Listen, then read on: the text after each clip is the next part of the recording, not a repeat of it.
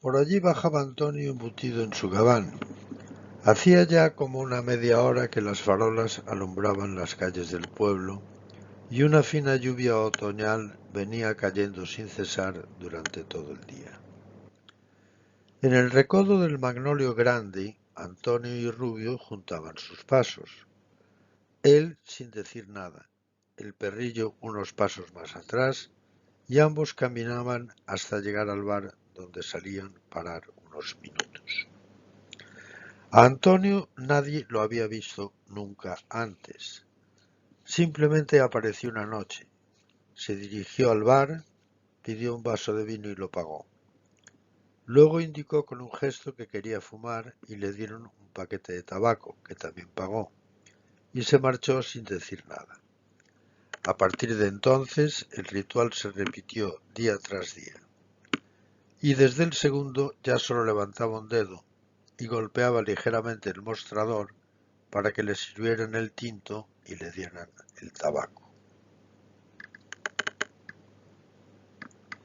Antonio era un hombre seco de rostro, con ojos oscuros, profundos e inteligentes.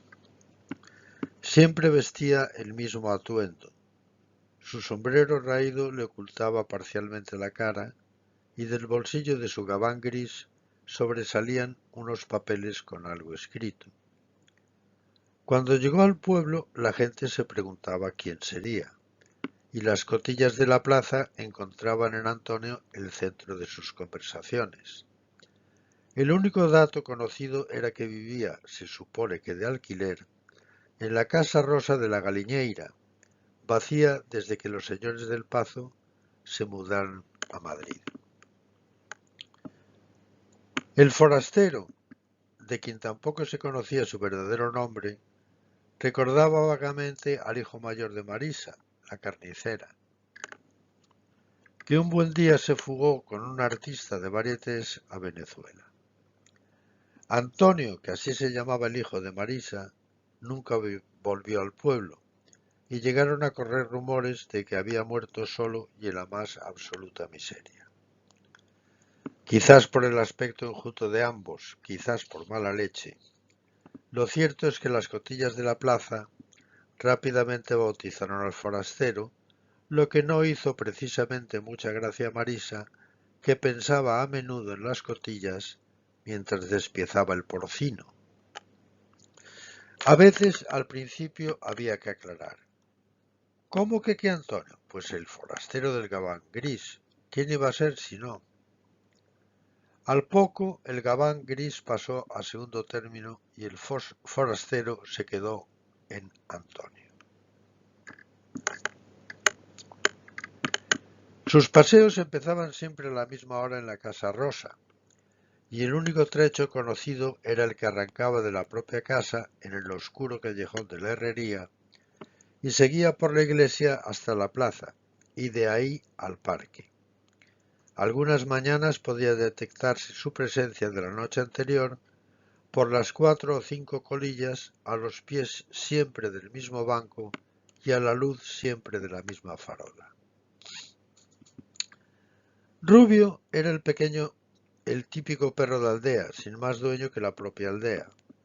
Desde la llegada del forastero solía acompañarle en sus paseos nocturnos, pero eso sí, era él quien decidía desde dónde y hasta cuándo, y siempre regresaba al bar de Julián antes de las 12:30.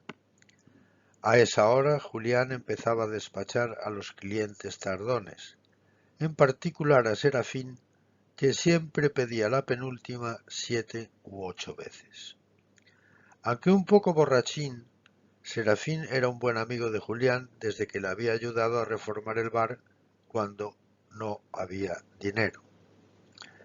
En aquel tiempo ambos hacían incursiones nocturnas a la tejería del pueblo vecino, donde, normalmente de madrugada y sin moros en la costa, adquirían parte del material necesario. El proveedor del resto había sido el por entonces Ministerio de Obras Públicas, que acometía simultáneamente la ardua tarea de reconstruir el puente y la de pavimentar las calles. Julián nunca había olvidado aquello y Serafín era, con mucha diferencia, uno de los clientes mejor tratados.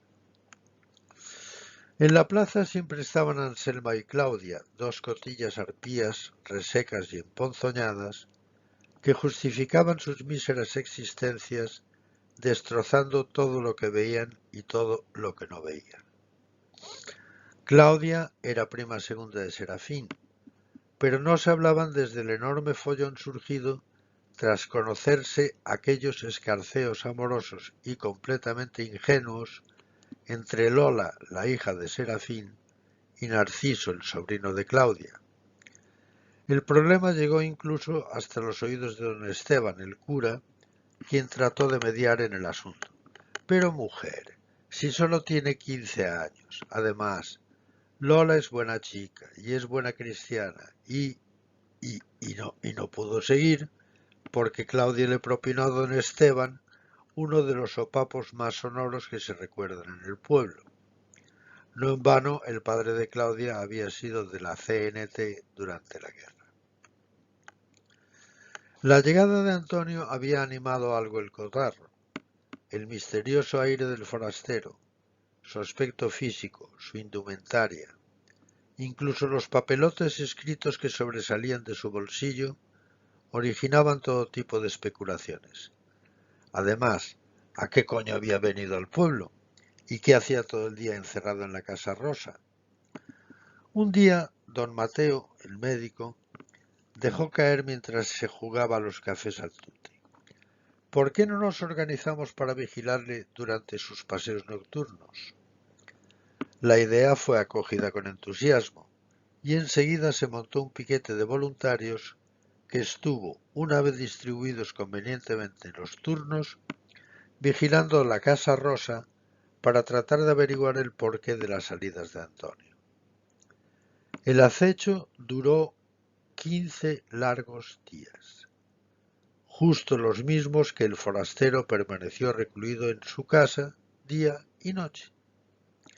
Aquello era inexplicable y requería un profundo análisis de los notables del pueblo, que todas las tardes se reunían en el bar de Julián. Había varias posibilidades. La primera pasaba por reconocerle a Antonio, además de un pasado y quizá también de un presente oscuro y truculento, alguna facultad de visionario.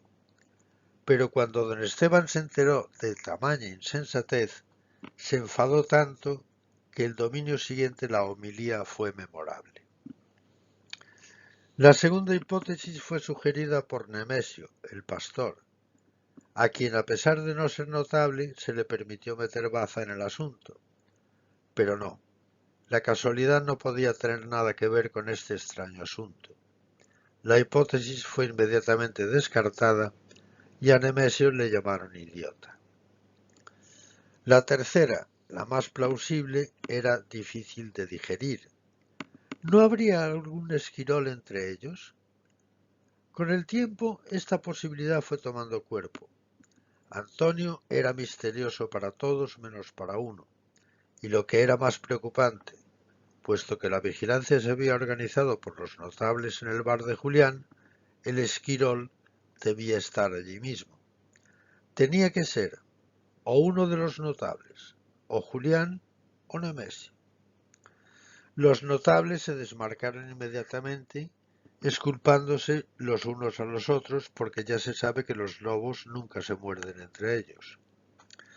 Julián, aunque inicialmente sospechoso, también fue descartado enseguida tras valorarse la contundencia de sus argumentos. ¿Quién? ¿Yo? ¿A que os doy 2 hostias a cada uno y luego os mando a todos a tomar por el culo?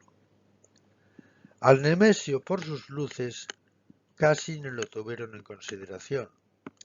Al final el incidente quedó sin explicación y poco a poco se fue olvidando.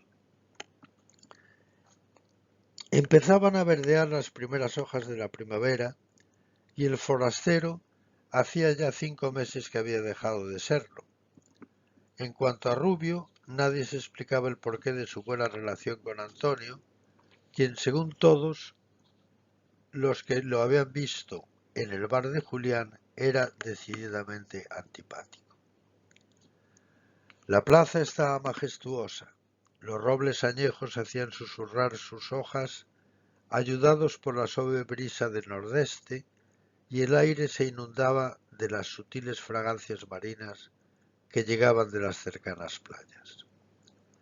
Las dos cotillas habituales hacían su particular tertulia con Eladia, la alguacila, con Flora, la estanquera, y con Mercedes, conocida en el pueblo como la Zorrica, mote desgraciado que la pobre heredó de su abuela Jacinta, quien lo obtuvo, esta vez por méritos propios, cuando se enredó con un sargento de artillería que abandonó a su mujer y a sus 11 hijos para recibir sus favores. No pasaría mucho tiempo desde el desastre del 98. Todo estaba tranquilo. Las cotillas cotilleaban, los niños jugaban y los perros de la plaza perezosos veían pasar la vida. La noticia llegó de repente. Habían encontrado a Antonio muerto.